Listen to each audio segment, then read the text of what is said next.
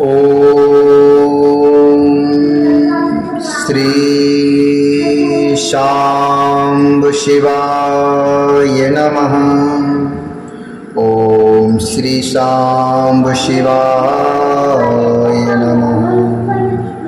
ओम श्री गणेशाय नमः। ओम श्री गणेशाय नमः। अथ षष्ठोऽध्यायः।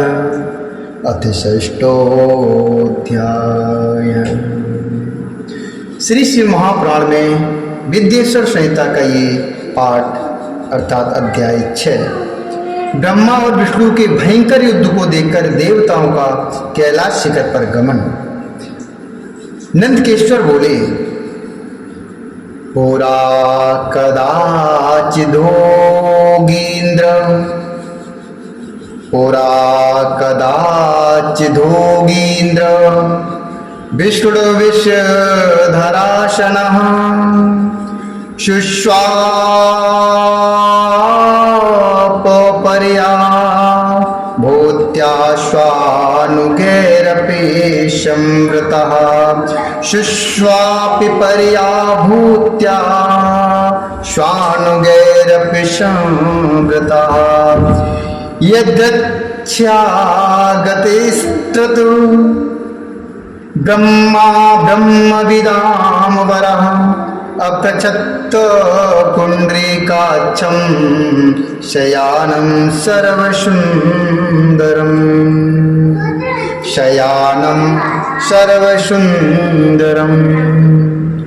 नंदकेश्वर बोले, हे योगींद्र, प्राचीन काल में किसी समय शेष साई भगवान विष्णु अपनी पराशक्ति लक्ष्मी जी तथा अन्य पार्षदों से घिरे हुए शयन कर रहे थे। उसी समय ब्रह्मा वेताओं में श्रेष्ठ ब्रह्मा जी ने अपनी इच्छा से वहां आकर उन परम सुंदर कमल नेत्र विष्णु से पूछा, तुम कौन हो जो मुझे आया देखकर भी उद्धत पुरुष के समान सो रहे हो? हे वत्स, उठो और यहाँ अपने प्रभु अर्थात अपने प्रभु मुझे देखो।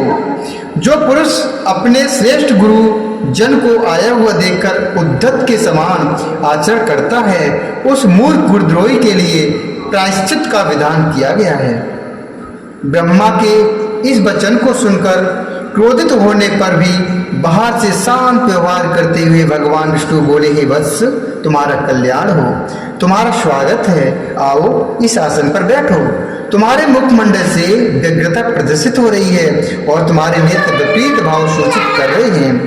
तब ब्रह्मा जी बोले, वत्स्य विष्णो महामानिमागतं कालवेगतः पितामहस्य जगतः पाता च तव वत्सक।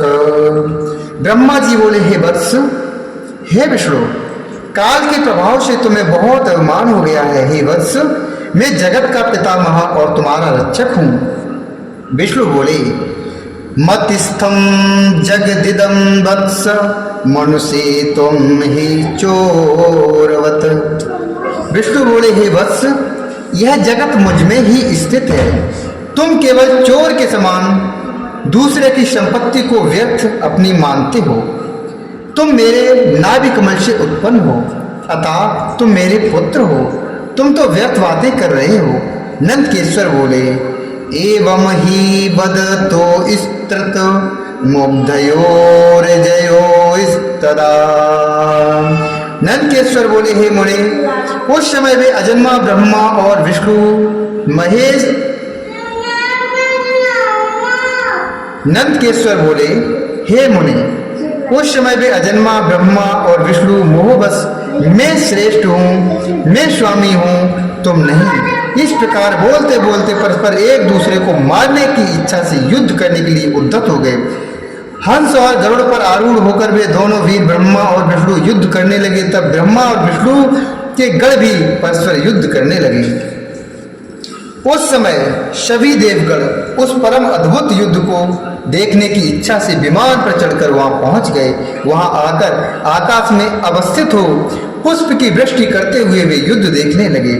गरुड़ वाहन भगवान विष्णु ने क्रुद्ध होकर ब्रह्मा के वक्ष स्तर पर अनेक प्रकार के असंख्य दुस्सह बाणों और अस्त्रों से प्रहार किया। तब विधाता भी क्रुद्ध होकर विष्णु के हृदय पर अग्नि के समान बाण और अनेक प्रकार के अस्त्रों को छोड़ने लगे। उस समय देवगण उन दोनों का वह अद्भुत युद्ध देखकर अतिशय व्याकुल हो गए और ब्रह्मा तथा विष्णु की प्रशंसा करने लगे। तत्पश्चात युद्ध में तत्पर महाज्ञानी विष्णु ने अतिशय क्रोध के साथ शांत हो दीर्घ निश्वास लेते हुए ब्रह्मा को लक्ष्य कर भयंकर माहेश्वर अस्त्र का संधान किया। ब्रह्मा ने भी अतिशय क्रोध में आकर विष्णु के हृदय को लक्ष्य कर ब्रह्मांड को कंपित करते हुए भयंकर पाशुपत अस्त्र का प्रयोग किया। ब्रह्मा और विष्णु के सूर्य के समान हजारों मुख वाले अत्यंत उग्र तथा प्रचंड आदि के समान भयंकर दोनों अस्त्र आकाश में प्रकट हो गए। इस प्रकार ब्रह्मा और विष्णु का आपस में भयंकर युद्ध होने लगा। हे तात, उस युद्ध को देखकर सभी देवगण राज विप्लव के समय ब्राह्मणों के समान अतिशय दुखी और व्याकुल होकर परस्पर कहने लगे, जिसके द्वारा सृष्टि स्थित प्रलय तिरोभाव तथा अनुग्रह होता है और जिसकी कृपा के बिना इस भूमंडल पर अपनी इच्छा से एक तृण का भी विनाश करने में कोई भी समर्थ नहीं है, उन त्रिशूलधारी ब्रह्म स्वरूप महेश्वर को नमस्कार है। भयभीत देवतागण इस प्रकार सोचते हुए चंद्रशेखर महेश्वर जहाँ विराजमान थे उस शिव स्थान अर्थात कैलाश शिखर पर गए। शिव के उस प्रणवाकार स्थान को देखकर वे देवता प्रसन्न हुए और प्रणाम करके भवन में प्रविष्ट हुए। उन्होंने वहां सभा के मध्य में स्थित मंडप में देवी पार्वती के साथ रत्नमय आसन पर विराजमान देवश्रेष्ठ शंकर का दर्शन किया। वे वाम चढ़ के ऊपर दक्षिण चरण और उसके ऊपर वाम कर कमल रखे हुए थे, समस्त शुभ लक्षणों से संपन्न थे और चारों ओर शिवगण उनकी सेवा में तत्पर थे। शिव के प्रति उत्तम भक्त भाव वाली कुशल रमणियां उन पर चंवर डुला रही थी तथा पंखा डुला रही थी। वेद निरंतर उनकी स्तुति कर रहे थे और अनुग्रह की दृष्टि से सबको देख रहे थे।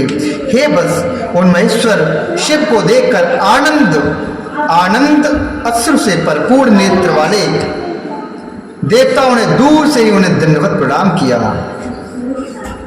भगवान शंकर ने उन देवों को देखकर अपने गणों से उन्हें समीप बुलवाया और देव शिरोमणि महादेव उन देवताओं को आनंदित करते हुए अर्थ गंभीर मंगलमय तथा सुंदर वचन कहने लगे। इस प्रकार से श्री शिव महापुराण के अंतर्गत प्रथम विद्युत संहिता में देवताओं की कैलाश यात्रा का वर्णन नामक छठा अध्याय पूर्ण हुआ। अब आइए चलते हैं अध्याय 7 की ओर, जहां भगवान शंकर का ब्रह्मा और विष्णु के युद्ध में अग्नि स्तंभ रूप में प्राकट्य, स्तंभ के आदि और अंत की जानकारी के लिए दोनों का प्रस्थान।